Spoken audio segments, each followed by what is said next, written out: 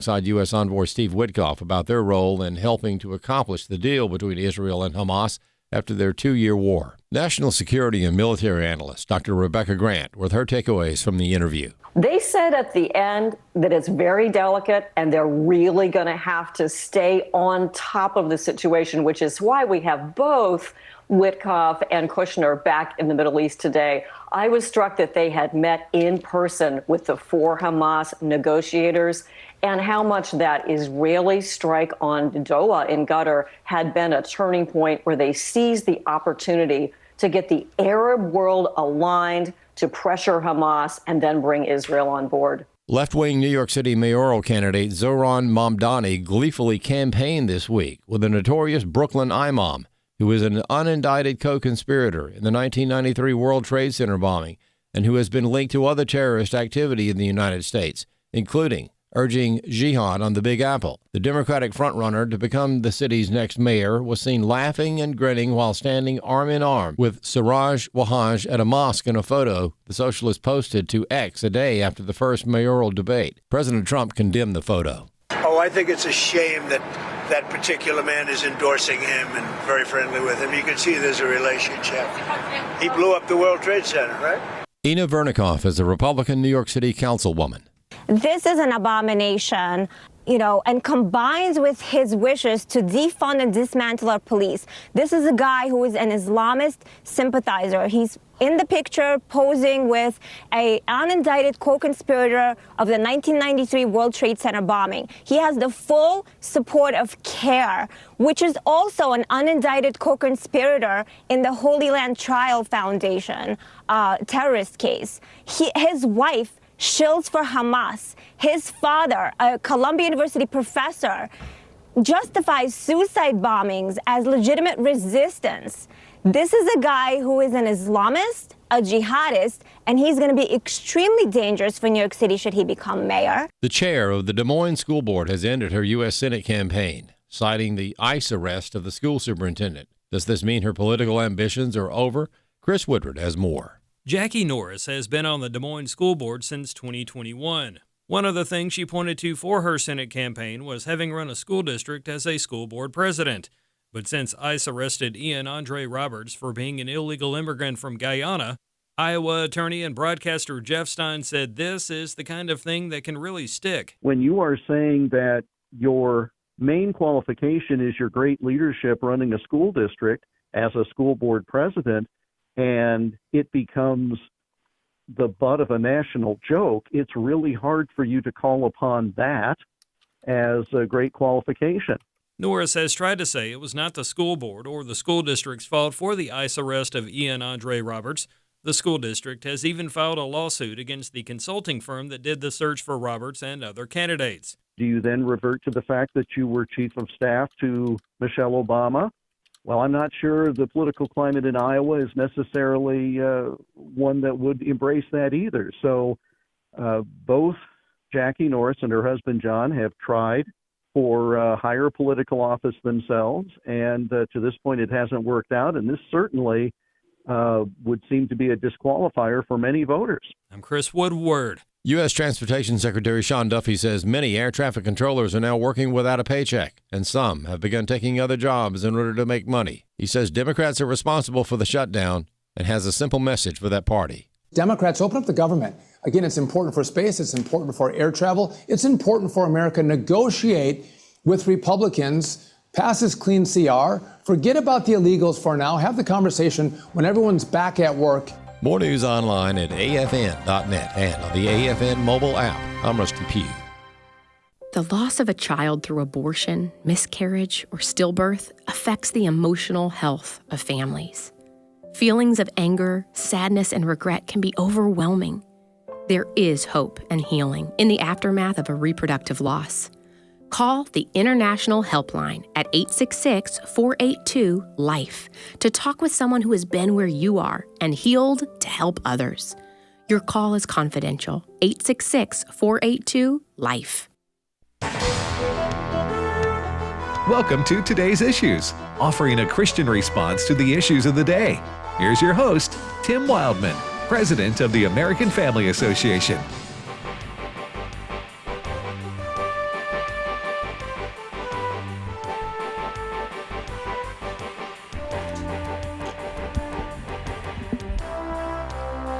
All right, welcome everybody to today's issues on the American Family Radio Network for this Monday, October the 20th, 2025. Thanks for listening to AFR and to this program we call Today's Issues. I'm Tim Wildmon, and joining me in studio is Ed Vitagliano. Good morning, Ed. Good morning, Tim. Fred Jackson. Hi there, Tim. Man, fellas, a lot going on in this world since I went to Boston. Yes.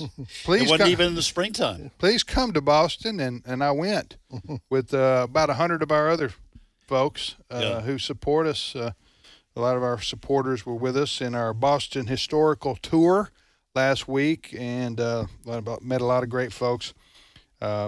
Wesley and Walker led the tour, and that's my two sons, and then Stephen McDowell and Timothy Barton from Wall Builders. So it was so popular that they had to shut it off 2 months ago. It was sold out. So they're going to go again next September.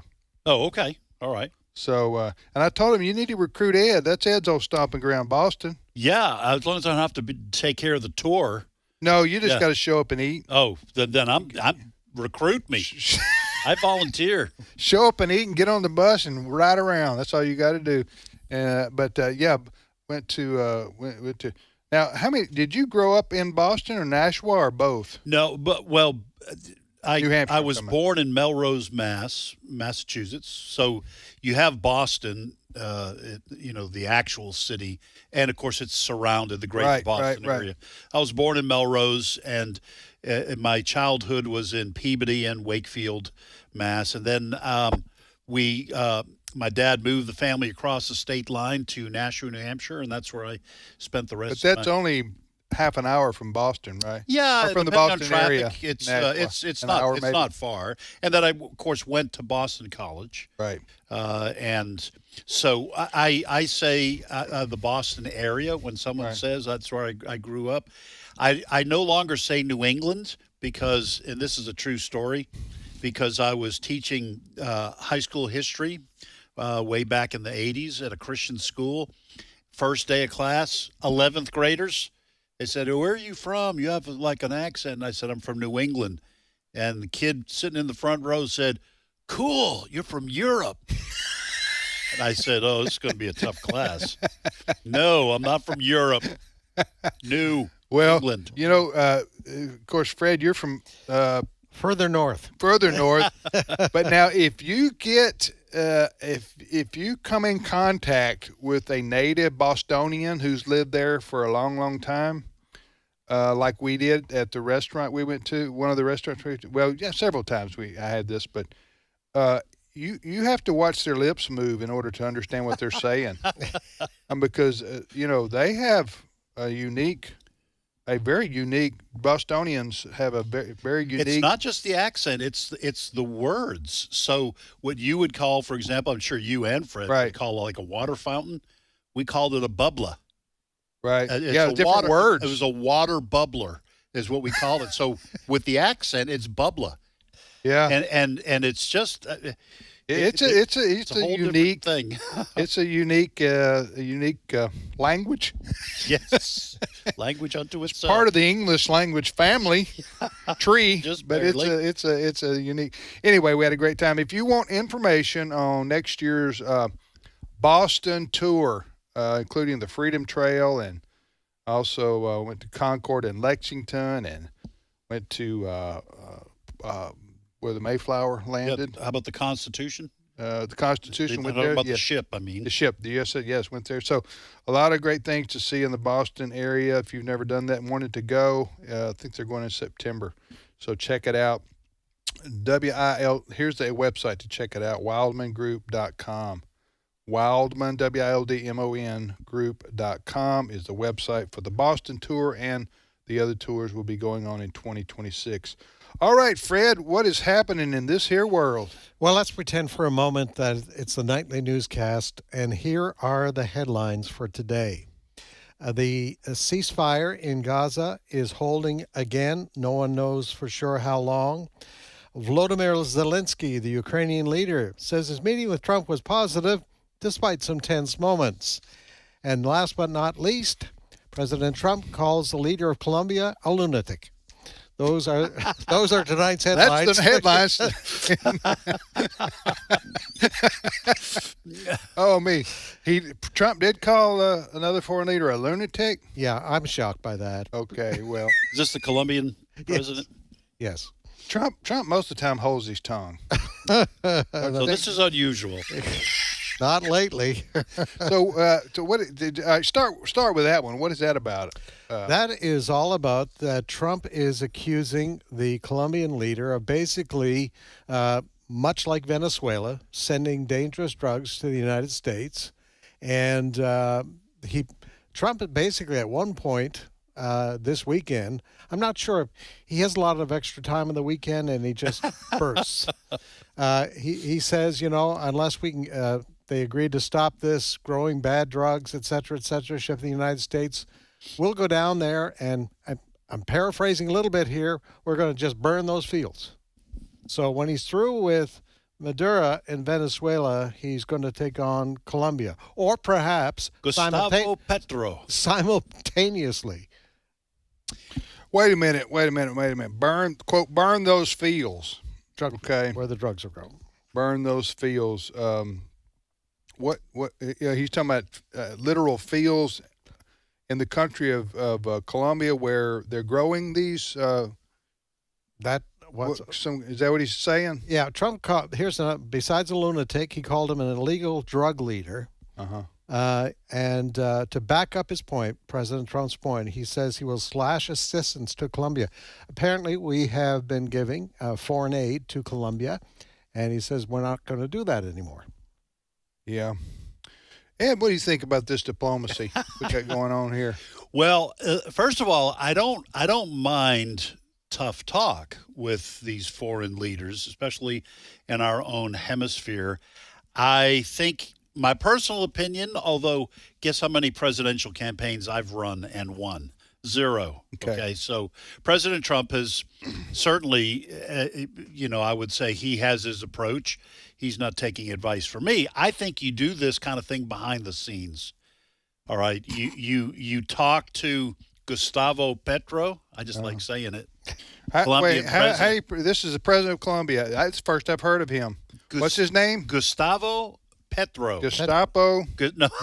Gustavo. Gustavo. Gustavo. Gustavo Petro. Petro. Like gas. Yeah, petrol. Yeah. Petrol. Okay, Gustavo Petro is the president of Colombia, and this is who Trump's got in his crosshairs, right? Yes. Yep. So to me, you call old Gustavo up. Call him up, and you tell him you're going to have to crack down on the drug cartels. I don't think crack's a word you want to use, but go ahead. Okay. Change the word. Yeah. Slap him around a little bit. And let me tell you, these drug cartels are rooted in deeply into some of these countries. Colombia would probably be one of them, Venezuela and others. And a lot of corruption in some of these Central and South American countries. Police, are on the payroll for the drug cartels. Mayors get murdered if they don't cooperate. So you're basically looking at tearing your country apart because drugs pay the bills in these big countries. But you don't, my personal opinion, you don't conduct some of this foreign policy out in public unless you've already done it privately. Maybe he has. But I think with President Trump, private diplomacy is, but I think for the most part that ship has sailed. Yeah. He usually posts, for better or for worse, he's going to put it on True Social. Yeah. I'm not sure I'm crazy either about the idea of the U.S. military getting involved, which they would have to. I've already said on the air I don't like them blowing up these boats. That, in my mind, if we're sure these are drug runners, this is something about the videos we see of these boats, then you arrest them when they get into U.S. waters. And I'm worried that the military is going to hit someone who's not actually involved. Because we are blowing up boats. Yes, people are dying. Our United States military is blowing up boats in the Gulf of Mexico. Gulf of America. Oh, my bad. Yeah. That Gulf out there. Yeah. There is blow, and the Lower Caribbean. So yeah. Anyway. So if we get the military involved, we could get dragged into. We're involved. You mean in Colombia though, on the ground? Yes, on the ground. Even in Venezuela, we ran some. I don't know. Fred, were they B-52s or B-2 bombers off the coast? B-52s from a base in Louisiana, and we kind of flew right up to the point of Venezuelan airspace. Yeah, kind of like. Why do you do that? Well, kind of like what the Russians do to us. Yeah, up in Alaska. It's just prove we can do it if we want to. You show them the bottom of your airplane, and it's a show of might. It's a muscle thing. All right. But this all started, by the way.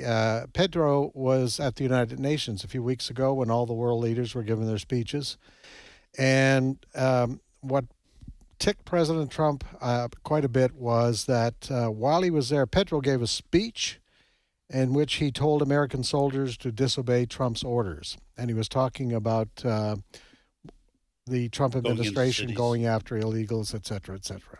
Yeah, I'm no fan of Petro or Maduro. No. And these are not good people, and they don't like us. Mm-hmm. And they don't like Trump. And part of me wants to say, go ahead then. You want to You want to kick a tiger in the hindquarters, you better have a plan for dealing with his teeth. Yeah. That's an old Tom Clancy line in one of his books. But the problem is I don't want U.S. troops being put in danger. I seriously doubt Trump would send troops on the ground. Well, there was a story last week, though, with regards to Venezuela, CIA operatives, I think it was the way it was described. In Venezuela. I'm sure that probably goes on. Probably around everywhere. Around the world. Yeah, everybody's spying on everybody. Yeah. Aren't they? Yep. All right, you're listening to Today's Issues on the American Family Radio Network. Thanks for listening. Tim, Ed, and Fred, and Steve Paisley Jordahl will be with us next hour. What's your next story, Fred? Well, it's about 20 after 2 in the afternoon in Israel, and at this moment, the Gaza ceasefire is holding.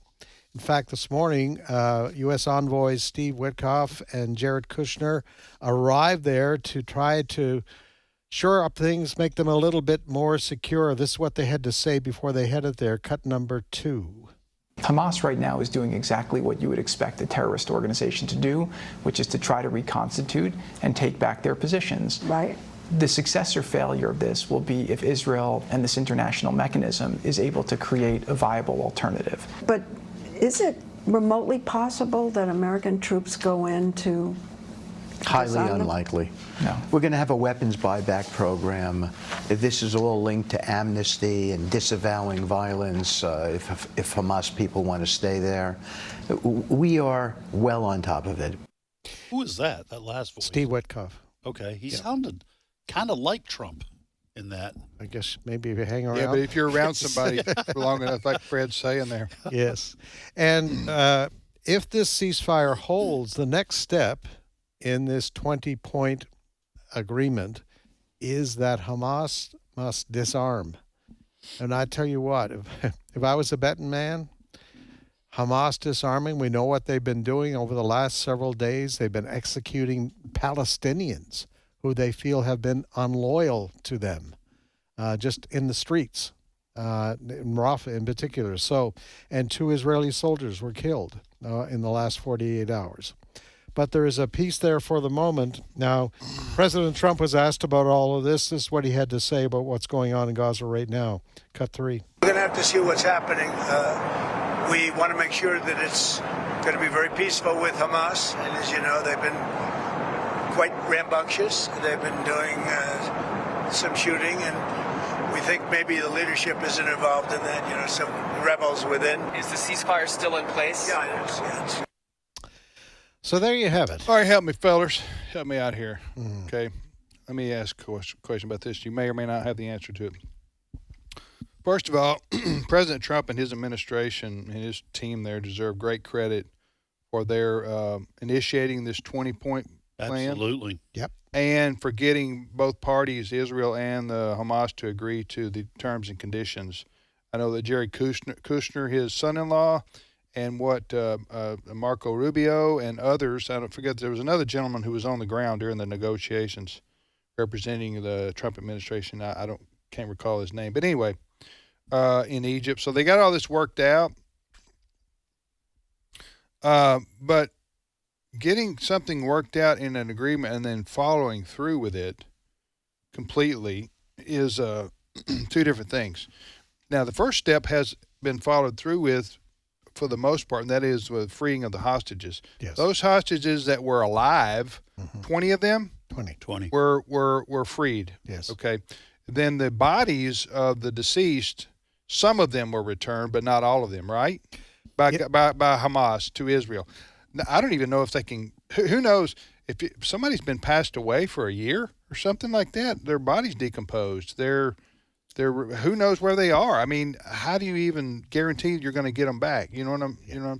The other thing, the big thing was getting the hostages back that were alive, and that's been done. Yes. The other thing is with Hamas and Israel is who governs Gaza now? If Hamas is supposed to lay down their weapons, and they've been running Gaza as basically a gang runs a neighborhood, they got guns and they know where you live, and if you don't do what they say, or if you question their authority, you're gonna end out on the street getting executed like those people did last week. So, who's going to govern Gaza? Who's going to enforce their no weapons? Who are you supposed to talk to initiate? Maybe all these things have been already explained and I just missed them. But do you guys You guys know where that big second stage is supposed to go? There is supposed to be, we were told, a commission, international commission, representatives from various countries, Arab countries, Muslim countries are also. They're all over. A little UN convention there, huh? Former Prime Minister Tony Blair of Britain is supposed to play a major role in that. But Trump, the United States, will be involved apparently in helping to rebuild Gaza. Now, the question is, the Palestinian leadership in the West Bank, they want a part in this. I'm not clear whether they have been given a part in this.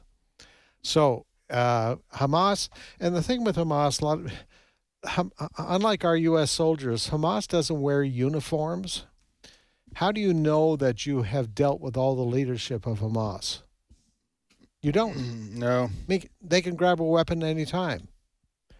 So it's... Listen, there are probably secretly millions of there's 2 million. There's 2 million Gazans / Palestinians in the Gaza Strip. Correct. Okay. And probably if you could search, I don't know, but they're war-torn, they're beleaguered, they're exhausted, they have to be, their homes are in ruins, their businesses are in ruins. They're, because of the war, because Israel had to fire on them to keep them from doing more terrorist acts. But I don't know. Anyway, maybe it's just a lot of things that have been explained that I haven't heard. But you're talking about, when you say rebuild, you're talking about 5 to 10 years. Oh yeah. Of what do you do with all this rubble? Where do you get the heavy equipment to get rid of all that, and where do you put it? I mean, have you seen this? Have you seen? Yeah. Oh yeah. Seen this? This is miles and miles and miles of places that are uninhabitable anymore. It looks like something out of, one of those futuristic apocalyptic movies. Mm-hmm. So I don't know, unless the best thing to happen would be for the people of Gaza to have a vote and to vote in a leadership does not include Hamas, which they could start over with and have some kind of a hope for the future. Because right now, with Hamas being still in charge and still having weapons, and I don't think they're giving up their weapons, I think it's probably going to turn into a gang fight with various factions of Hamas in the streets, as it were, if you can see the streets, fighting each other out for who's going to be the top leadership there. So, well, and we do need to remember that the Israeli Defense Force, the IDF, will be keeping the peace. So they're not in other words, they're not leaving and abandoning Gaza and the Gaza Strip or Gaza City until this peace plan moves along. So there'll be this multinational force, which what I've read is just about 200 people. Like the International Red Cross is also there to help with supplies. That they oversaw the transfer of hostages. So I guess that's why it's a 20-point peace plan. You got to hit your steps. And the next one, as Fred said, is the key. Hamas has to throw their weapons down. But am I the only one who thought that the celebrations were just a little bit premature? Oh, I agree with you 100%. Yeah. I mean, Trump took a victory lap before the clock ran out. Yes. In the game. Well, I mean, I don't disagree with what you guys are saying, simply because we've all grown up watching the Middle East and saying, and it makes you cynical because you go, peace in the Middle East? I hardly think so. On the other hand, I would say, even if it doesn't survive, he did get, at least for a while, a ceasefire there, and maybe that's something to build on. As I said, I give them all the credit. Yeah. I'm just saying, seeing the more prudent thing to do in this situation, given the volatility, is to not proclaim victory, the peace. We've got the first peace in 3,000 years. Is that what Trump said? Oh yeah, yeah. He's a little over the top, maybe. He was seeing this as a done deal. Yes, and 20 steps is a long way away. That's what I'm saying. Why don't you just say, okay, yeah, when we get past step 10, then I'll go to Israel and we'll celebrate. But until then, it's trust but verify type situation. Instead, they just went to Israel and went to Egypt and just had a meeting with them. And those are, anyway, that's just me. I'm like Fred, we're just a little skeptical of celebration before we get to point number 2. Right. Yeah. Okay, out of 20. Yeah. And I look at the West Bank. The West Bank is governed. We need to define this for people because they don't know. I think the average person doesn't know the difference. When we say West Bank, that's a news term that's often used. There's a difference between the West Bank, which is also a place where many Arabs live. Yes. Which is part of Israel, but it is Israel. But it's called the West Bank of the Jordan. Yes. And the Gaza Strip. They're the same. They're both Arab peoples, but they're different governance. Yes. Go ahead. Yes, different governance. But the West Bank establishment run by the Palestinians now includes like Bethlehem, Jericho, those areas. Yes. But they've existed. They're still getting money from the United States, but there are terrorists there too.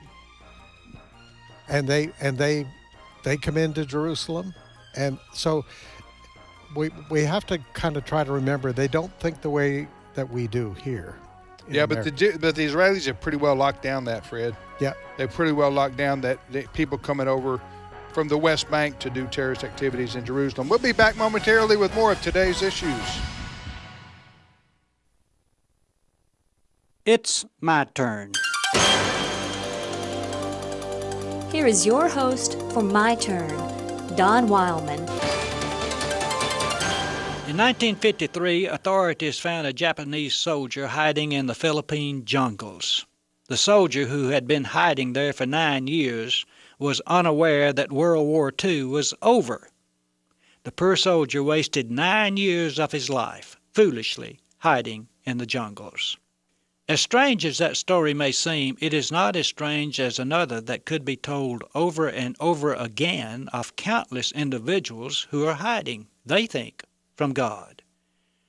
We're much like the first man, Adam. We know we've sinned against him and attempt to hide behind the bush. Well, not literally behind the bush, but we hide. Sometimes we blame it on our work. You see, we work on Sunday, or so hard during the week, or our job is so confining. Sometimes we hide behind the faults of others. Oh, Joe is a Christian, and look at him. Sometimes we hide behind our independence. I don't need God. However we do it, there are indeed many who are hiding from the God who searched for Adam and for us. It's true that God is searching for us. We don't have to hide anymore. Jesus taught us that. God is not a God that we have to hide from when we have sinned against Him. He is a God that will forgive if we will only ask Him with a devout heart. This is one of the greatest truths that the Galilean ever proclaimed. Remember that younger son who had sinned against his father? Remember how the father loved him and ran to meet him? Well, God is like that father. God is searching because He loves us. That was the reason for the cross, the tomb, and the resurrection. He was searching for man, trying to bring all men to Him. We cannot, even though we try, hide from Him. Even though Adam hid himself, and even though we're told God asked where he was, God knew where he was. Adam couldn't hide. Neither can we. We can ignore him, or disregard him, or even run from him, but we cannot escape him. The soldier in the Philippine jungles was living under the false assumption that if he was found, some terrible and lasting punishment awaited him. For that reason, he dared not expose himself. And there are those who are fleeing from God, hiding from Him, because they believe some terrible and lasting punishment awaits them. The soldier found that those whom he thought to be his enemies had become his friends. That's what the repentant human finds about God. Thinking He was going to punish, they find forgiveness when they truly ask for it. Why did the soldier remain hidden all those years? Because he made no attempt to find out the facts of the situation. Why do so many of us hide from God for so long? For the simple reason that we've made no attempt to find out the facts about the love of God. Thinking ourselves safe and secure apart from God, we wind up losing everything God has promised and has in store for us.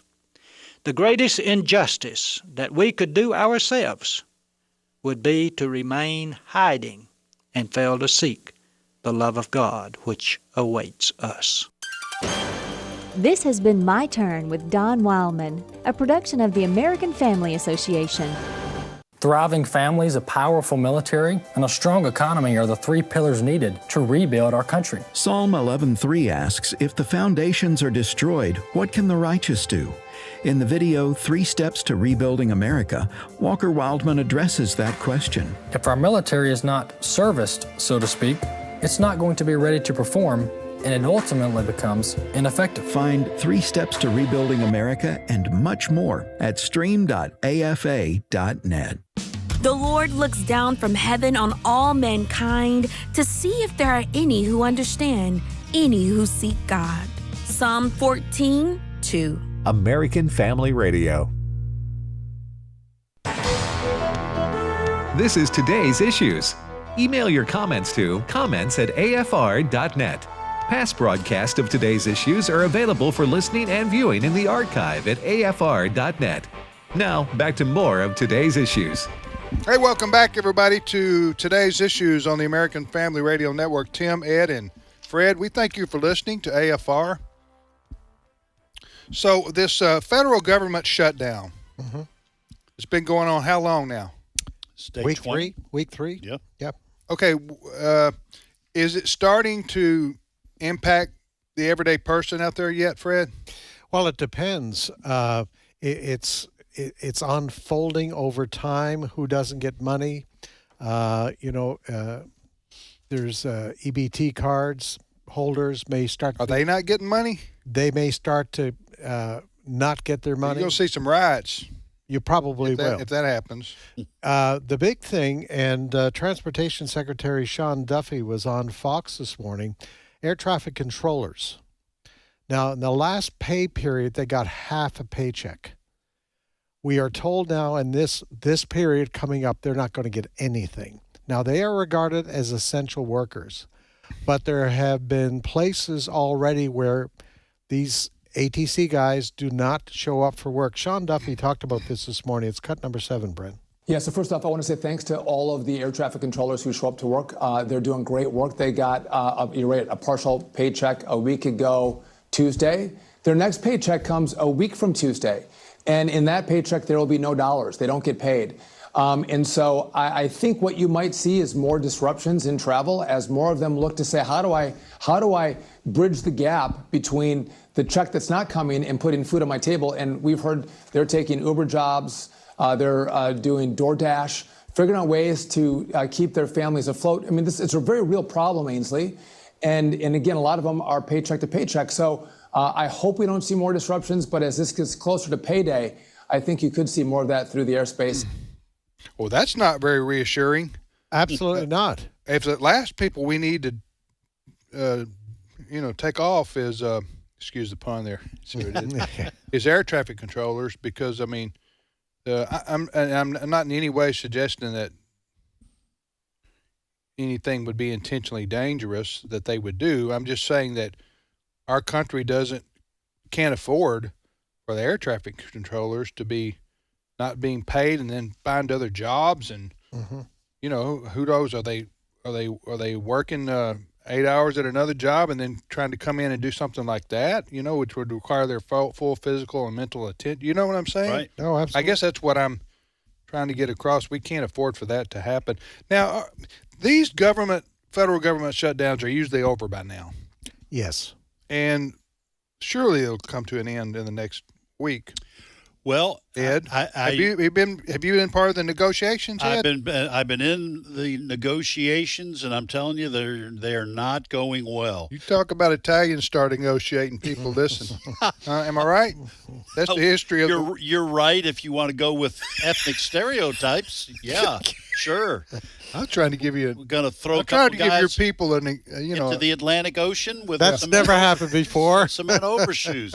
All right. So to me, Fred, you correct me if I'm wrong. The biggest sticking point here is that it's over healthcare costs and Obamacare. The premiums are set to go up, and the federal government has to reinstate the subsidies. Yes.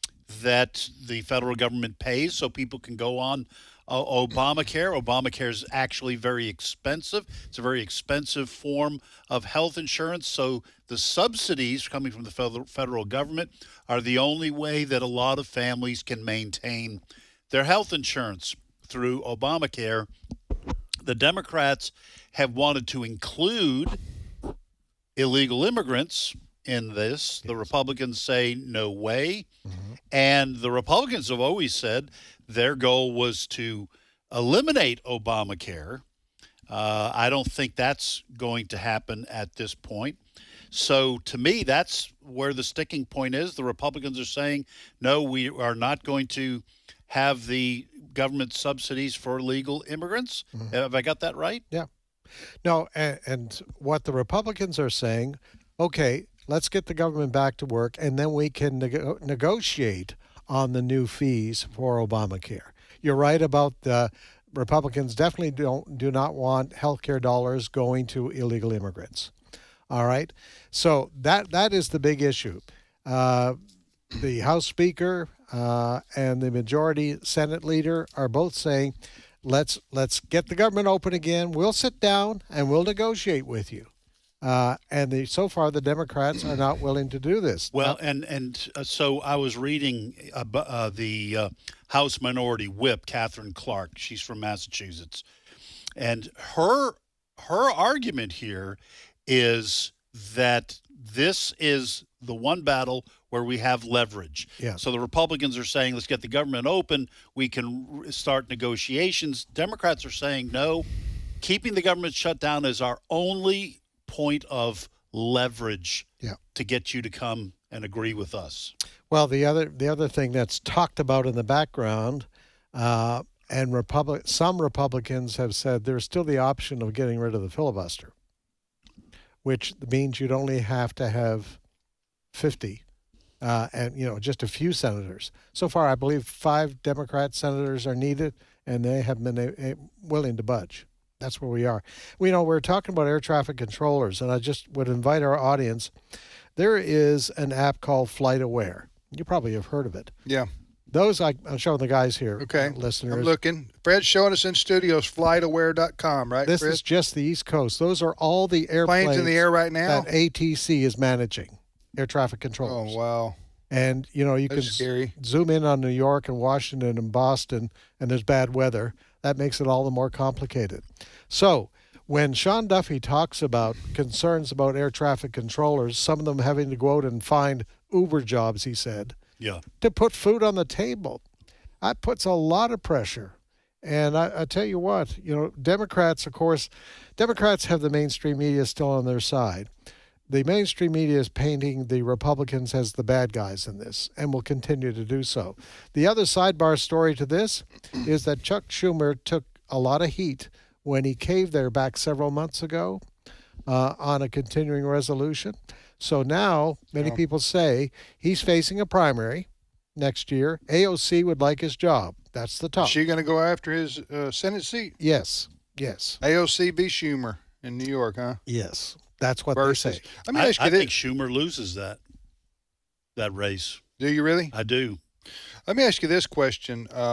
So what about Social Security? Social Security, as far as I know, is still okay. Medicare, all of those things. So those things are untouchable. Yes. Okay. So what about pay for our military? Now, what President Trump has said and he has ordered, there are pockets of money all over the government. He has said, I will see to it that our military people are paid. Okay. Of course, I think everybody expects this to be over in the next week, don't you think? I thought it'd be over by now. I thought it would be over by now, too. Yeah. I think it'll be over in the next week. They'll get something worked out. And then you go, why did we go through 3 weeks of shutdown if you were going to do this? If you were going to do what you do this in the first place. Yeah, you want to see if the other side will blink. I think that's nobody's blinking right now. No. Although there was a man named Anthony blinking. Once upon a time, who was the Secretary of State for Joe Biden, Joe Otto Penn Biden. Yeah. Was that real, that picture that Trump put out about the photographs in the White House on the wall, the portraits of the presidents? Oh, with the auto it had for Biden? For Biden's portrait in the White House, it had a picture of the auto pen. Was that real? Or was that I don't know. I photoshopped or whatever? I assumed it was real, but I'm getting fooled left and right on images and stuff when it's AI. Oh, the deep fakes are getting. And apparently it's related to how old you are, because a lot of young people I see on social media say, "How can boomers not realize that's AI?" And I'm going, "I don't know. It's a moving picture. It looks real to me." And they're all spotting this stuff. I think left and right there, Ed, you mentioned me making ethnic stereotypes about Italian people. I think right there you were trying to say that dumb people have a Southern accent. Okay, That's what you were doing. You're very right there. sensitive to this. Fred, wind back the tape. Let me change this. Let me change this. Hey, it looks like a real picture to me. You know what I mean? Hey, Adrian. Okay. You can be dumb and live up north too, right? Is that what you're saying? That's right. Oh, thanks for that. And the further you go north, the dumber you are. They get. You cross that line into our 51st state. All right, Fred. What's the next story? Fred, you're just bringing such happy news to everybody today with all these rumors and wars stories. All right, you want happy news? We're going to attack Colombia, Venezuela. Who else are we going after? Well, maybe we kind of teased Ukraine story. We perhaps should get back to that. Oh, good. There was a nasty meeting between President Trump and Volodymyr. Is this the good news you were promising? Yes, this is the good news. This is the good news. However, no. Volodymyr Zelensky this morning released a statement, and he's a little bit happy. Okay. All right.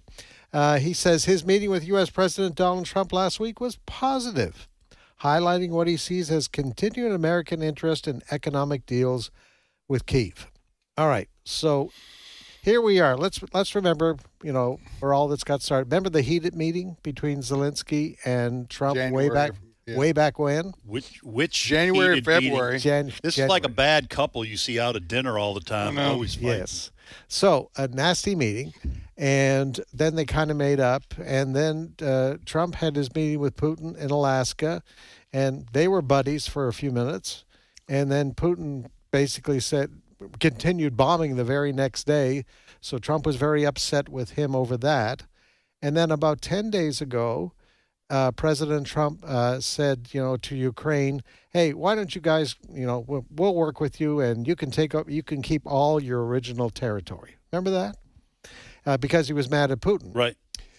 But now, in the last few days, we have President Trump saying something else to Zelensky, cut number 4. No, we never discussed it. We think that what they should do is just stop at the lines where they are, the battle lines. You have a battle line right now. The rest is very tough to negotiate. Go home, stop killing people, and be done. Let it be cut the way it is. It's cut up right now. I think 78% of the land is already taken by Russia. I said cut and stop at the battle line. Go home, stop fighting, stop killing people. So he is telling Volodymyr Zelensky, just give up Donetsk and Luhansk, which I think is in the southeastern portion of Ukraine. And the eastern, yeah. And some people are saying Trump is now telling Zelensky to do that because Trump has a meeting coming up with Putin again in Hungary. Right, in Budapest. So I mean, if there are no solid lines yet. This story keeps moving around back and forth. Trump keeps moving and changing his position over and over again. This region in the east and southeast of Ukraine is highly industrial, has a lot of minerals. It also produces a lot of the wheat and other agriculture. It's very difficult for Ukraine just to surrender that. Well, I say surrender it, just give up trying to get it. And now there had been Zelensky had wanted Tomahawk cruise missiles, from what I'm reading. By the way, the great article on American Family News, AFN.net, about this story you should check out, AFN.net. But President Trump is not, at this point, going to give the cruise missiles to Ukraine. I guess, as Zelensky explained it, as saying, I guess the president wants to wait until he meets with Putin. Is Zelensky going to meet also in Budapest? This is just Trump and Putin. I didn't realize, now the president said 78% of Ukraine has been taken by Russia. I didn't realize that it was that much. But listen, what happened to our minerals deal? We're supposed to. Yeah, what happened to our minerals deal where if they give us minerals, we support them? I'm talking about Ukraine. I'm not saying I'm in favor of that. I don't know. I'm just saying. Remember that a few months ago? Yeah, that's only. Trump said, "You give us mineral rights. We're going to be with you." And now you don't hear anything about that anymore. Yeah, there's no mineral. You didn't deal. research that, Ed? No. Well, I'm just saying there's no mineral deal if Russian troops are sitting over the minerals, and that's. We were never going to send troops or get involved in this war. We were going to send ammunition and supplies, but I don't think even Trump's doing. That's been a kind of a sticking point between Republicans and Democrats too, and between Europe and the United States. They wanted us to. I'm at the place almost where I wish President Trump would say, I wash my hands of this. This is an unfortunate situation between Ukraine and Russia. Unfortunate is a mild word to use here. What, millions have been killed, right? Am I right? On yes. Both, when you include both sides, many of the Russian soldiers are being sent into war against their own will. They don't support this either. It's Putin's war basically. So, but I don't see where President Trump, without having the leverage of using assets owned and operated by the United States of America, both financial and or military, I don't see how he's a player in this. I really don't, because he's not going to give Zelensky anything, and he just keeps meeting after meeting after meeting with and phone call after phone call with Putin to no avail. So I don't know what the point is to continue. I don't know where are we trying to get to, except for Trump selling Zelensky. He needs to give up half his country right now, right? By the way, I did look up the Russian control of Ukraine. Okay. And total territory of Ukraine, Russia controls 18 to 20%.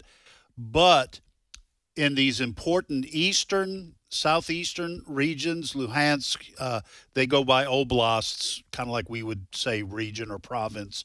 The Donetsk Oblast, Zaporizhzhia, I can't even pronounce that one. Yeah, try it those are all in the 70 percentiles, and 99% of Luhansk. So I think that's what President Trump was talking about. Those regions that the Russians control, they control 70 to 90% of those areas. So when President Trump says Ukraine should just give up on those, he has a point, because Ukraine's not getting them back unless Russia were to completely withdraw, and they're not doing it. Okay, but here's the one part of this I'm missing with President Trump. What is he using as leverage with Vladimir Putin? I don't think he's using anything for leverage. He did toss out. This is how the Tomahawk cruise missiles came out. President Trump said he was on a phone call, Fred. I think he said, I was on a phone call with Putin, and I told Vladimir, well, maybe I'll give the Tomahawk cruise missiles to Ukraine. So he may be just saying, listen, if you don't stop right now, I'll give the Tomahawk cruise missiles to Ukraine to fight back with, which could start World War III. That's my take on that. You give Ukraine Tomahawk cruise missiles, they'll hit Moscow and St. Petersburg with them, because they've seen their cities obliterated.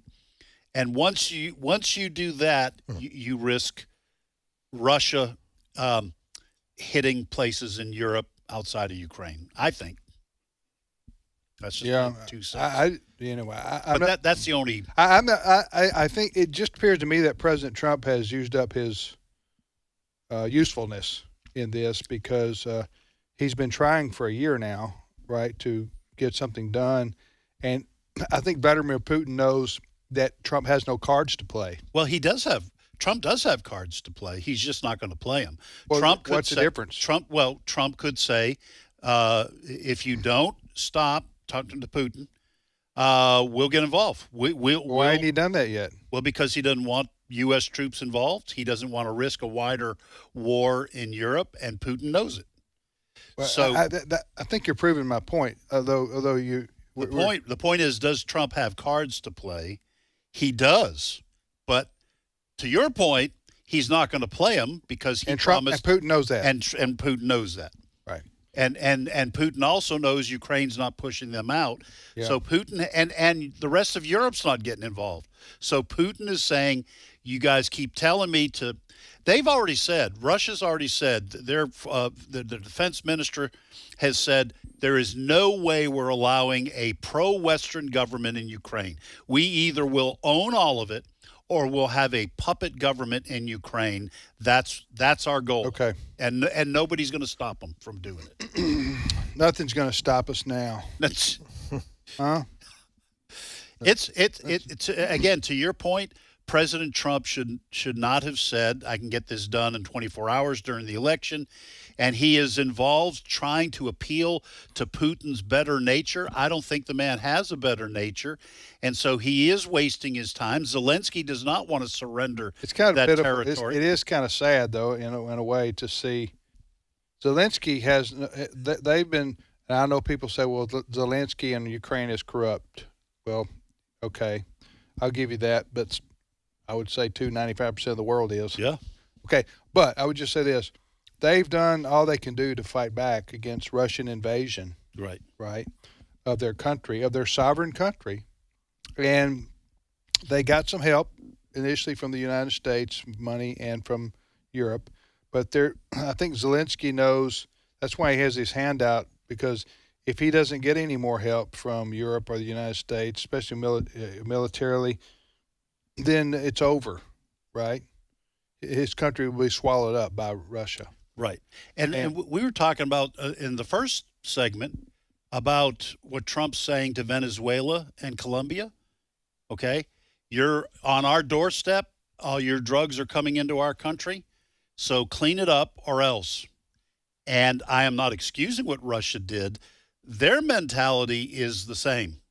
Their mentality has been, we are not going to have NATO on our doorstep, and we will take Ukraine to guarantee that. Right. So what I'm saying is it's nice to think that Putin will go, oh, okay, well, my bad. But Trump's not doing it when it comes to Venezuela and Colombia. Yeah. You protect your people and your national interests. Fred, what's the next story? Well, let's finish up. I Don't think say good news. everybody has heard of the Louvre, big museum. Yep. Yes, I've been there. In France. There you go. The Mona Lisa. She's still smiling. Yes. Well, an unknown number of people parading as workers. I don't know, workers on the street. They had yellow jackets on, what we see workers. They had a cherry picker machine. So they're up on the second floor. This is, I think, early this morning, yesterday morning. And they got into the Louvre through upper windows there. They're able to break in there. And they went down and they stole a bunch of precious jewels, crowns, all of this sort of thing. Dozens and dozens of precious diamonds. And they got away. Apparently, they tried to set the place on fire. There was one guy kind of left behind, but he did manage to escape. He was seen trying to... He was that sounds, Ed, you said that sounded like Ocean's 11 or something like that? Yeah, it sounded like a movie with George Clooney and Brad Pitt. Yeah. Former jewelry thief Larry Lawton was on Fox this morning saying, looked like an amateur job to him, cut number 16. It had to be an inside job or inside information. How did they know how thick the glass was? Well, there's an alarm on there. There could have been, they have shock glass things now. There's a bunch of ways this is either semi-amateur because they dropped jewelry. They already got the motorcycles caught. So it's really giving a lot of mixed vibes right now. Obviously, you should have your fence set up before you do a robbery, any robbery. That's number one. Obviously, in these kind of jewels that have to be broken down because it's too much of a signature piece. But then again, insurance companies for big items like this will give out a reward with no questions asked. Mm-hmm. And so what they'll do is wait, and they see where the investigation, it's not coming any, they'll put up $1 million for this. Maybe it's worth $3 million. And you could do it to like a very rich, eccentric person who wants a signature piece. So that's why I said I don't have to use a Southern accent if I want to make someone sound. That guy was definitely New York. Oh, yeah. Hey, you know how the law enforcement blew this? These guys were dressed up to look like government or construction workers. Yes, they were. If they didn't have a bunch of guys standing around holding shovels, obviously that's not, they should have seen right through that. Yes. You think somebody was in a pickup smoking a cigarette? Huh? The law enforcement should have seen right through it. Wait a second. Is that what you call a caper?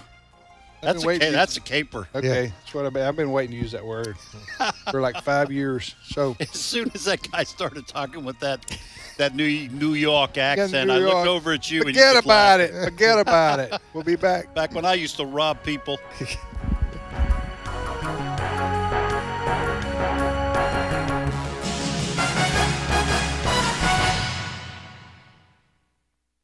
The views and opinions expressed in this broadcast may not necessarily reflect those of the American Family Association or American Family Radio.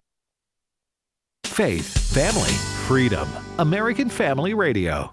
Hey, if you're looking for family-friendly entertainment or resources to strengthen your walk with God, there's one name you should remember: American Family Studios. We don't just want to bring you shows, movies, and specials that will entertain or build up your family. We're committed to honoring God by making them both biblically sound and of the highest quality possible. Check us out at AmericanFamilyStudios.net. This is American Family Radio, a listener-supported ministry of the American Family Association.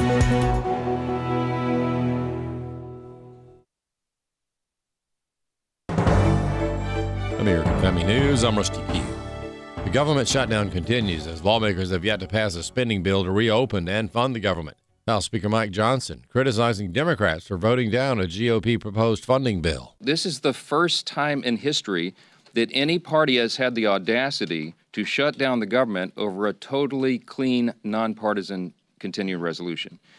This is a political stunt. Republican Senator Tim Scott of South Carolina says the Democrats are vying for future control. They are willing to sell out current constituents like women, infants, and children. For what? For illegal immigrants, their future voters. This is a power grab. They're willing to shut the government down so that they can earn and gain more power. President Trump says Ukraine should cede some of its lost territory to Russia as part of a plan to end the war. President Trump says Russia and Ukraine should agree to a ceasefire with both sides stopping at current battle lines. They can negotiate something later on down the line. But I said, cut and stop at the battle line, go home, stop fighting, stop killing people. The president, speaking with reporters aboard Air Force One, says the Donbass in eastern Ukraine should largely be left in Russian control as it is now. His comments follow a Friday meeting with Ukrainian President Volodymyr Zelensky. President Trump also spoke last week with Russian President Vladimir Putin, saying the two leaders could meet in a few weeks in Hungary. At the White House, Jared Halpern, Fox News. The FBI launching an investigation into a hunting stand that was discovered in a tree near a landing zone for Air Force One in Palm Beach, Florida. FBI Director Kash Patel recently telling Fox News Digital no individuals were located at the scene and the stand was elevated within line sight of the plane. FBI Deputy Director Dan Bongino says they're using all available resources for their investigation. All of the forensic tools we have, from digital tools to biometric tools, they are all going to be applied to try to find out who put this up there and why. A former Justice Department attorney says he is staggered by the revelation that former National Security Advisor John Bolton kept more than 1,000 pages of notes that contain highly classified national security material that he shared with his wife and son. Chad Groening has more. John Bolton pleaded not guilty at a federal courthouse in Greenbelt, Maryland, to the 18-count indictment. The former Trump National Security Advisor is accused of emailing classified information to family members and keeping top-secret documents at his Maryland home.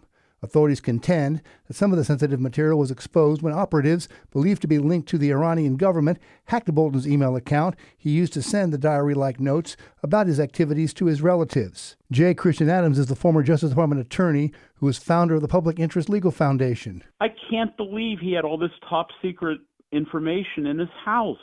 I mean, what a dope. I mean, he was taking stuff out and keeping it in his house, stuff that's labeled top secret, and documents related to attacks and missile capabilities. It's like, what was he thinking? I'm staggered by it. And Adams thinks Bolton could be in serious trouble. Legally, I think he's in extreme peril. Now, the indictment was in Greenbelt, Maryland. Yes, it's Maryland. It's one of the most liberal states in the country. But it's not just Greenbelt. That district of Maryland extends virtually up to the Pennsylvania border. There's plenty of sensible people in Maryland. I don't think just because it's Maryland means they're not going to get a conviction. Adams agrees with those who believe that Bolton caught a bad case of Trump derangement syndrome. And finally, there's a new push in Congress to make Route 66 a National Historical Trail. Get your kicks on Route 66. Bills to preserve the famed Route 66 from Chicago to L.A. have been introduced several times in recent years, with another new push to designate Route 66 as a National Historic Trail. It's an effort, supporters say, to help struggling communities along the 2,448-mile route through 8 states to attract tourism while preserving the historic highway. The designation would free up resources like employees, technical services, and economic development assistance. The 100th anniversary of Route 66 is coming up next year. Jeff Manasso, Fox News. For American Family News, I'm Rusty Pugh. As we watch world events unfold and fulfill Scripture, it's hard to believe anyone could doubt God and His Word are real. And yet there are so many who either question or completely refuse to believe it. The God Who Speaks is a 90-minute documentary that hits the doubt head-on with evidence that proves God is real and His Word is the ultimate authority. Watch it anytime and invite others to watch with you. Just visit stream.afa.net. That's stream.afa.net. Today's Issues continues on AFR with your host, Tim Wildmon, president of the American Family Association. welcome back, everybody, to today's issues on the American Family Radio Network. I'm Tim with Ed Battagliano, and joining us in studio is Steve Paisley Jordahl. Good morning, Brother Steve. Good morning, everybody. I like that shirt, man. Thank you, Tim. I've already complimented him. Pretty cool Paisley. Yeah, it's a little lighter tone Paisley, but yeah, I'm enjoying the That's shirt. lighter tone? It's on a white the background. lighter, so it's black, lighter, yeah. And it's a nice soft silk. Yeah, kind of thing. Steve's So, keeping yeah. Paisley alive, man. I do my best. Huh? I do Single-handedly. You and John Travolta. John's you need to get up and polyester, do one of right? those John Travolta dances there. I remember in the 70s, you guys were both children of the 70s. Do you remember having polyester suits? And Oh, those yes. skirts? Yeah, I remember We those. thought we were cool. Oh, yeah. And now we look back and go, bell-bottoms. how wrong we were. I had a leisure suit. You guys remember leisure suits? Yeah. No tie, and that shirt collar would be tucked on the outside of the suit collar. Yeah. Yeah. And it was, oh, good grief. I remember bell bottoms. I had bell bottoms. I did. Everybody, y'all have bell bottoms? Yeah. I did. couple I years. remember wearing cream-colored bell bottoms with brown leather patches on the knees and the pockets. I missed that one. Oh, yeah. Never made it to Tupelo. What about puka shell necklaces? Oh, I remember those. I didn't. I don't wear like much in the Was it jewelry Leif department. Garrett or some teen throb in the 70s wore one? And so it became a thing. Were what now? Puka shell necklaces. Okay. You don't remember those? With shells? It was, Actual they're shells? little shells. Yeah. They're Yeah. little shells. Looks like, yeah. Now you wear one of those as a guy, you just get beat up. Yeah. You know, any neighborhood in the country. What are those? We're not advocating for clothing. Not at all. For No. clothing bullying, are we? Yes. Clothing bullying. Look at what he's got on. Somebody go and rough that guy Please up. tell me that's not a puka shell necklace. All right. So, by the way, just real quickly, we haven't even talked about this, and you don't even know I'm going to bring up Madagascar. Yeah. Yeah. Where you grew up. How many years did you spend there? About 5. 5 years, when your parents were missionaries Yes. there. That's a country, an island off the coast of Africa. But Yeah. anyway, they've been mentioned in the news recently for. They've had a big, huge change of government, a military coup. Well, we're being warned as Americans don't travel there. Yeah, yeah. It's dangerous. Listen, for crying out loud, there goes my vacation. Yeah. Oh man, we went through 2 of those. When in my 5 years in Madagascar, we went through 2 of those when we were there. It happens. It's a third world country. There's a battle going on for control of the government. It's there's a lot of tribal violence and tribal stuff going on. But yeah, they've had a. Why are those animals always trying to get there? Well, no, they're trying to get away. Remember? Oh, trying to Have you get seen the away. movies? Okay, yeah. You know what? In all seriousness, when those things happen, I have greater appreciation for missionaries who are in the field around the world, who are in unstable and unsafe environments. Yep. And yet they continue to do the gospel and take families. The most fear-filled night I have ever spent.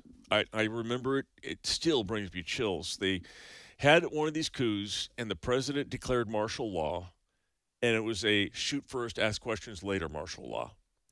My dad was out of town and driving home. Ooh. And we live on the Wow. outskirts of town, so we didn't have to drive through town. But there were no cell phones. There were no way to communicate back then. Yeah. And we didn't know how to tell him. And so I can tell you, I mean, we were in tears when he finally pulled up and walked in. And he didn't know much about it. So he didn't know that there was a coup.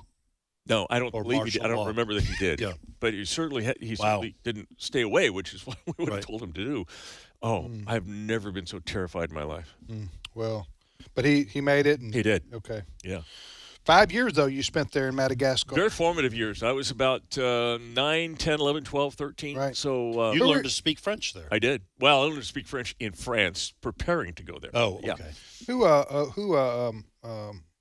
What mission agency did he go? It was. It used to be called CBFMS, Conservative Baptist Foreign Mission Society. It became Venture, and I don't know if you know what it's called now, but it's the Conservative Baptist Denominations Foreign Missions Group. I got you. All right, what's your first story you want to bring forth to us? President Trump was forced to take the Biden stairs up the Air Force One the other day. Air Force. Air Force One. When he when he gets on the plane, he usually takes the big stairs, and waves at the top.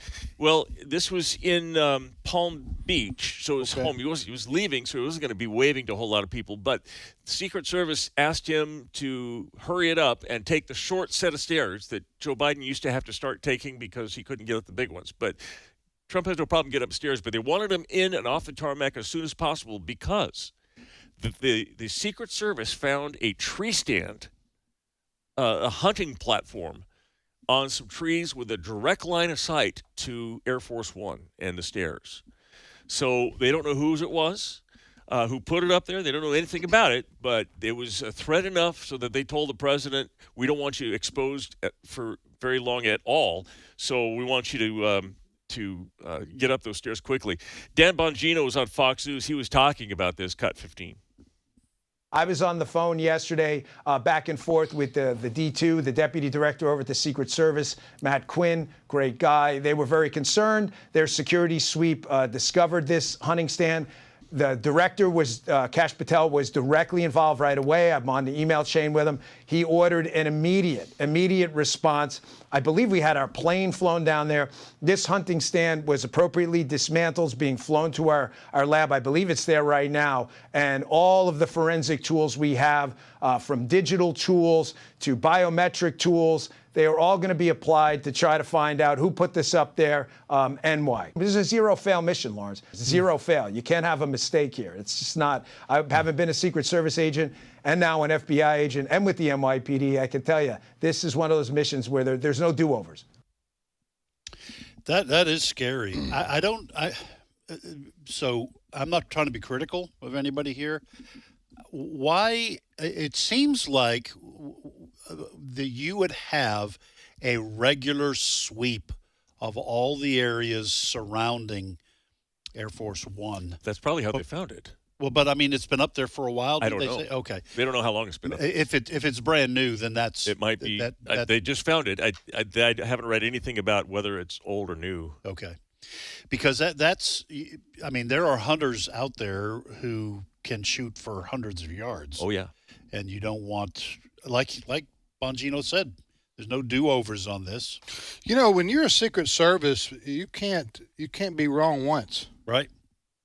They have to be right every day, all day, all the time. So extremely high-pressure job, but you sign up for it. Yeah. And these people are pros. And they're very proud of what they do. So so they found this, discovered this, and then made the president. They didn't want him elevated. They didn't want him going up that many steps when you could go up half that many in the back of the plane. Yeah, it's a less exposure. Yeah, out there. All right, next story, Steve. Well, it's a good thing that they didn't ask Don Lemon. About whether he how to protect the government, the president, from gunfire, because, well, I don't think he would. So Don Lemon was on a podcast, and it was called The Left Hook with Wajat Ali. And with who? His name is Wajat Ali, Wajhat. You don't know who Wajat is? Well, I may have had a class with him in college, but it's been so long ago. I've never heard of him. He now has a podcast. He's a very liberal. He's on the left, so okay. The Left Hook. Anyway, he had Don Lemon, the former CNN host CNN guy, and let me tell you, Don Lemon is not happy with what ICE is doing in this country. And he's making it known. He's kind of using some tropes that aren't happening, like ICE is going door to door collecting citizens. And he had this to say, Cut 11. Black people, brown people of all stripes, whether you're an Indian American or a Mexican American or whoever you are, go out in your place where you live and get a gun legally, get a license to carry legally. Because when you have people knocking on your door and taking you away without due process as a citizen, isn't that what the Second Amendment was written for? Go back and read what the Second Amendment says. And perhaps it will knock some sense in the heads of these people who are saying, well, it's all great. I don't believe they're doing it without due process. They're asking people for papers. They're not really beating people up. These people are doing things that are illegal. Nobody is illegal. It is a misdemeanor to cross the border. We can deal with that whole inconsistency at the end, but many people saying he is actively calling to assassinate ICE agents. He should, the Secret Service, the Justice Department needs to pay him a visit. Yeah, first, I don't know what was going on with his voice, unless he had to go to the dentist or something. That's not his normal. That was a significant lisp for Don Lemon. I don't know what that was about. That's not his normal voice. But you saw it was him. Yeah, no, I saw it. It was Don Lemon. But that's exactly what he was calling for. He was calling for, first of all, I'm just stunned by the hypocrisy of members of the left. He's not the only one talking about getting guns here. These are people who regularly say we need to get rid of guns unless we need them. Right. Okay? And so I wanted to deal with that as well. But he is absolutely calling upon people who are here illegally to go legally. Okay, I don't know how you legally, if you're illegal, how you legally get a gun. Okay, because you have to go through a background check. I have to go for a background check. I'm an That's American a very citizen. good point. That just sort of kills his whole theory there. I think he's thinking that they're coming and deporting citizen, like Mexicans and that's immigrants. not true. That doesn't stop. Well, but now, it. wasn't he saying if ICE is coming? Yep. So why would ICE? Is he? He's advocating. Can I just cut to the chase for you right here? He's advocating armed resistance of ICE agents. Yeah, that's what he's calling for. Get yourselves a gun, and when they come to your door, you tell them, "Get out of here! I'm going to shoot you." Yeah. That's the essence of what he's advocating for. Don Lemon there. And they have been up on top of roofs trying to shoot down at ICE agents. You know what? We wouldn't have this problem had Joe Biden not let the world come into our country 4 years ago. Yeah, does it look bad when ICE agents have to wrestle people to the ground? Yes, it looks bad on video. Of course, you didn't see what led up to that. The left just shows you them getting into physical altercations. It would also help that these people wouldn't resist ICE. It's like with the case with many police officers. When you see police officers having to fight people and they subdue them and they get their knees on their back or whatever like that, and you're going, come on, man, is that so necessary that police have to act like that? Can't they be a little bit nicer or gentler? Well, again, they don't show you what led up to that. They don't show you, like the other day, there was a video and it showed the cop having to wrestle this woman to the ground. They didn't show you. Well, they did in this case because I saw it. They showed the video where the woman bit the cop. Bit him. Do you know what kind of reaction you have when somebody bites you? You know, right. a dog or a toddler bites you? you get. Well, that provokes a fight or flight. It provokes reaction. something. Yeah. Now, so I'm just saying that's natural human instinct. But what I'm saying to you is that these arrests that ICE are having to make, they're arresting people that are either involved in gang activity or drugs or some other kind of criminal activities, or they have a deportation citation that they haven't honored. Is that the right way to phrase that? Do you know what I'm talking about? This is that. In other words, they had they were supposed to show up in court 15 years ago. Oh, yeah. Because they had a deportation hearing and they never showed up in court. So these things are being enforced now. Right. And sometimes it, quote, looks bad. There was the other day, there was a fella, he had a son who was a Marine. And he was at the ceremony for his son graduating from the Marine Corps in California. Well, when he left there, the ICE agents arrested him. Why? Because he was here illegally and had a deportation hearing that he missed. There are difficult cases. Not that they're wrong. So the human instinct in you is going, come on, man, could we really have to do this? Right. Well, then you have to say, well, either we have laws or we don't. Yeah. So. And you knew you were supposed to show up for your hearing, and you didn't. Yes. So I'm just saying, I will admit, it does. Some of this stuff does look bad, and it does make you want to say, do we really have to do it this way? that is rough people up and arrest people who have sons in the Marine Corps and things like that. And then you have to step back and go, why are we in this mess? Why are these ICE agents having to do this? Well, because Joe Biden literally let the world come in. Like 15 million people poured into our country. He never tried to stop it at all. And remember, and Kamala Harris, she didn't want to do anything to stop it either. They wanted these people to come in. Am my voice going up in octaves? It's going up. It's okay. Tell me if I reach where you can't hear me anymore. If you reach Only Don dogs? Lemon's stage, we'll say something. Would you reel me back in? Reel me back in? Anyway, I just get bothered because these ICE agents are having to do this because Biden let everybody in, like 15 million estimated people in. Remember those? Remember all those people just pouring over our borders? Well, they went somewhere. They went all over the country, and now somebody has to clean that up. But the reason that Biden and the Democrats want people, they don't want borders, is because they want all these people to come in, and they want them to have a pathway to citizenship. They get legalized, and then they become voters, and then they vote Democrat all day, every day, and it would be that is the end of the Republican Party as we know it, of any opposition party to the Democrats. If you're allowed to let millions of people come into the country, get them, and then have a pathway to citizenship. Then they get legal, then they vote. I don't think you have to wait that long before it has political ramifications, because the way they do representation, they assign the number of congressional seats to a state is by the census. And the census counts people legal or not. If you're a human body, you get counted in the census. So all these illegal aliens that are in being the country counted. are being counted, yes. Yeah, and that's why. That's how they assign seats. And that's why with the Trump administration deporting and then people here illegally self-deporting, it's reaching numbers where it could affect now Democrats' number of seats. Yeah, and the self-deportation is working too, isn't it? I mean, they're paying for people to.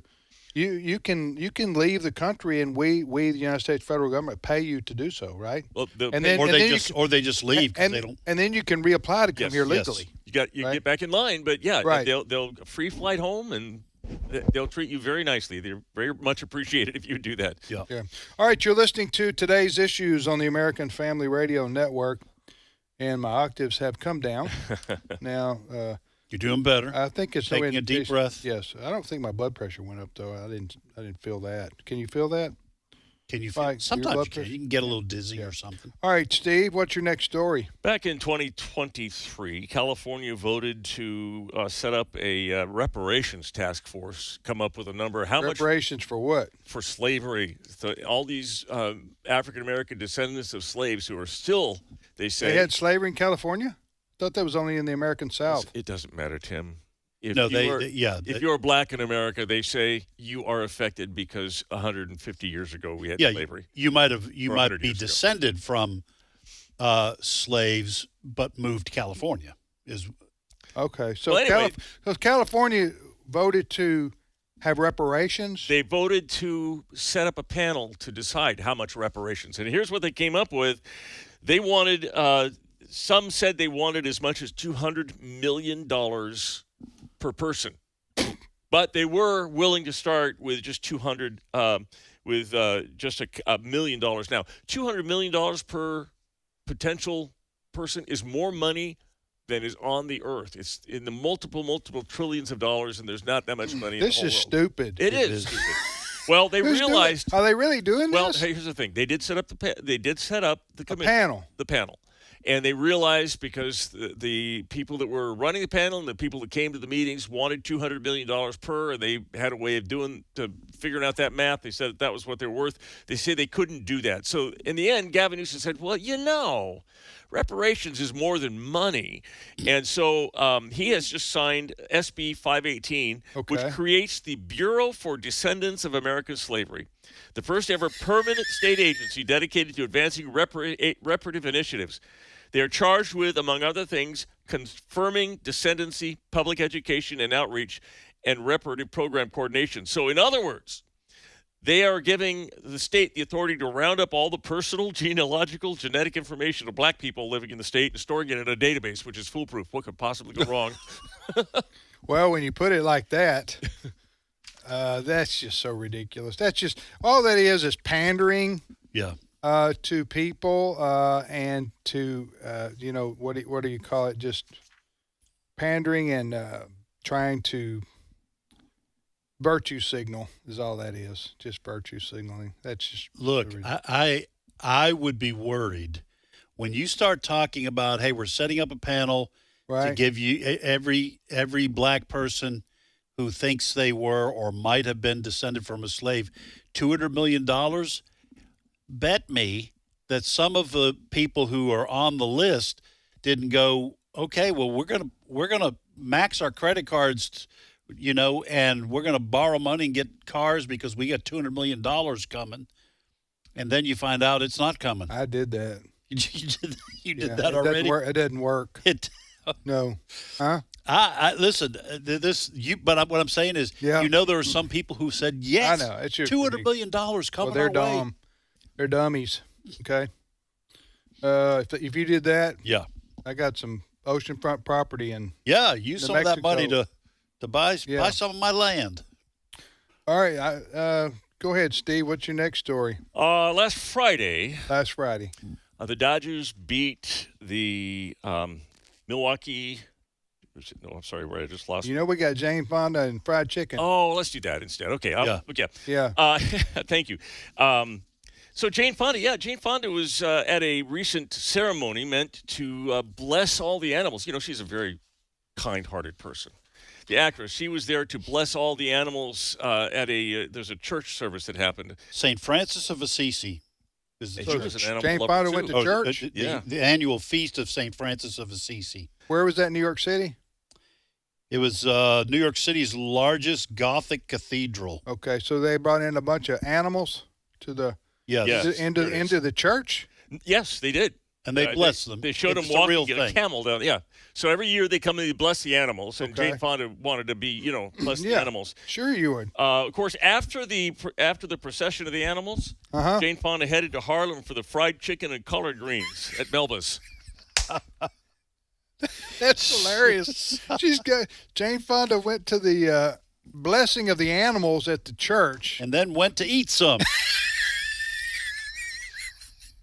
Oh, be kind. Technically, we bless the animals before we eat them too, right? Yeah, well, that's true. But she was eyeing those chickens. Not the virtue signal. She was eyeing those chickens that came marching down to get blessed. You think they had chickens? The chickens. How do you control these? I'm not sure that did they bless chickens. It does say they blessed chickens, but I'm guessing those are probably in a crate, and you just just bless them, while they're in bondage. That's you could free them. That'd be the best blessing they could have, huh? Am I right? Well, I mean, yeah, that's. I hear what you're saying. Fish in containers, turtles. They all were blessed, and I'm not mocking the blessing. There's a spiritual, religious purpose for doing that. Really? Then, yes. Like what? But if there was one, just St. Francis of Assisi was known for. He could talk to the animals and walk with the animals. Dr. Doolittle. Oh, maybe I'm getting this mixed. I think you're getting your spiritual leaders mixed. It's good that he could walk with the animals and talk with the animals. Don't you ever read anything from church history? It's a good thing this show's over. See you tomorrow, everybody. Talk to the animals.